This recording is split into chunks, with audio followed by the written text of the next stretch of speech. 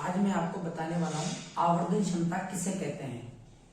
क्योंकि आवर्धन क्षमता एक ऐसा टॉपिक है जो आप दर्पण में भी पढ़ते हैं और लेंस में भी पढ़ते हैं। दर्पण में आवर्धन क्षमता का मतलब भी वही होता है और लेंस में भी आवर्धन क्षमता का मतलब भी वही होता है। और जो न्यूमेरिकल पूछा जाता है उसमें आपसे प्रतिबिंब की प्रकृति और साइज पूछी जाती है। अगर आपको आवर्धन क्षमता नहीं आती तो आप उसकी ना तो प्रकृति सही से बता पाएंगे और ना ही उस प्रतिबिंब की साइज क्या होगी ये बता पाएंगे। तो अगर आपको ये जानना है तो आप मेरे चैनल को सब्सक्राइब करें और इस वीडियो को पूरा देखें। चलिए मैं आपको बता देता हूँ आवर्धन क्षमता किसे कहते हैं। आवर्धन क्षमता को इंग्लिश में हम मैग्निफिकेशन कहते हैं। मैग्निफिकेशन का मतलब है मैग्नीफाइंग करना, यानी बड़ा करना मैग्नीफाइंग का मतलब वैसे तो। लेकिन दर्पण और लेंस में क्या होता है कि हम जो बिंब रखते हैं उसका प्रतिबिंब जो बनता है वो बड़ा भी बन सकता है, छोटा भी बन सकता है।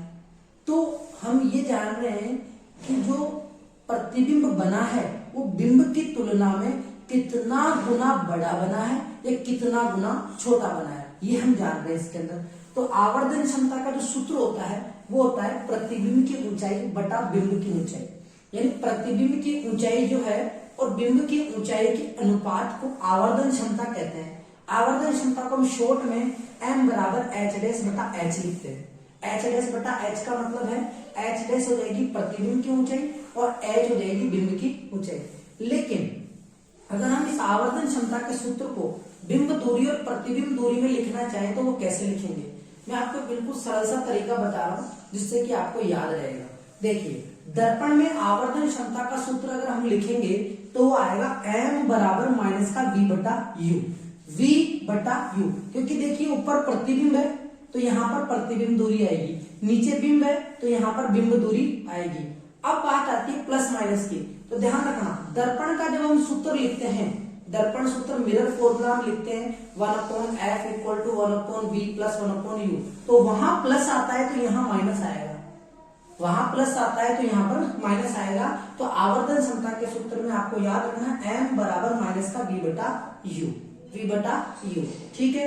अगर आवर्धन क्षमता धनात्मक है, अगर आवर्धन क्षमता धनात्मक का मतलब है कि जब आप यहाँ पे चिन्ह परिपाटी के हिसाब से v और u का मान रखेंगे तो m का मान धनात्मक आएगा, तो धनात्मक आएगा तो इसका मतलब है कि प्रतिबिंब जो बन रहा है वो आभासी और सीधा बन रहा है।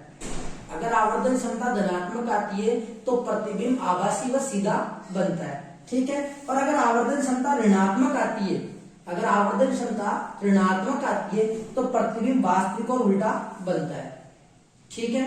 ये तो थी दर्पण में। अब लेंस में आवर्धन क्षमता का सूत्र क्या होता है। लेंस में भी आवर्धन क्षमता का सूत्र हम इसी रूप में लिखते हैं, क्योंकि आवर्धन क्षमता का मतलब तो एक ही है, बस यहाँ पर थोड़ा सा चेंज आता है कि यहाँ पर माइनस का चिन्ह नहीं आता। अब देखो आपको मैं ये भी बहुत सरल तरीके से याद करवा देता हूँ।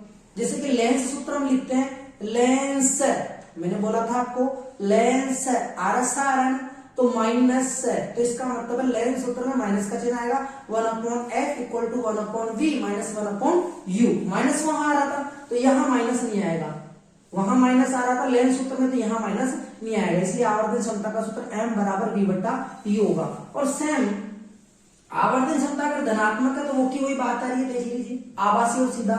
और अगर आवर्धन क्षमता ऋणात्मक है तो वास्तविक और उल्टा प्रतिबिंब बनता है। इसी के आधार पर आप कोई सा भी न्यूमेरिकल हो, अगर आप आवर्धन क्षमता निकाल लोगे कि उसकी आवर्धन क्षमता कितनी आ रही है तो आप उसकी प्रतिबिंब की साइज आराम से बता सकते हो कि कितना गुना बढ़ रहा है, कितना गुना बड़ा बन रहा है, कितना गुना छोटा बन रहा है। इसके अलावा आप उसकी प्रकृति भी बता सकते हो कि प्रतिबिंब वास्तविक उल्टा बन रहा है या फिर आभासी और सीधा बन रहा है। और आवर्धन क्षमता का कोई मात्रक नहीं होता, क्योंकि हम ऊंचाई का भाग लगाते हैं इसलिए इसका कोई मात्रक नहीं होता। तो आपसे पूछ ले कि आवर्धन क्षमता का कोई मात्रक होता है क्या, तो आपका जवाब होगा नहीं, क्योंकि ये मात्रकहीन राशि है। अगर आपको मेरा ये वीडियो अच्छा लगा है तो आप अपने दोस्तों के साथ जरूर शेयर करें। Thank you.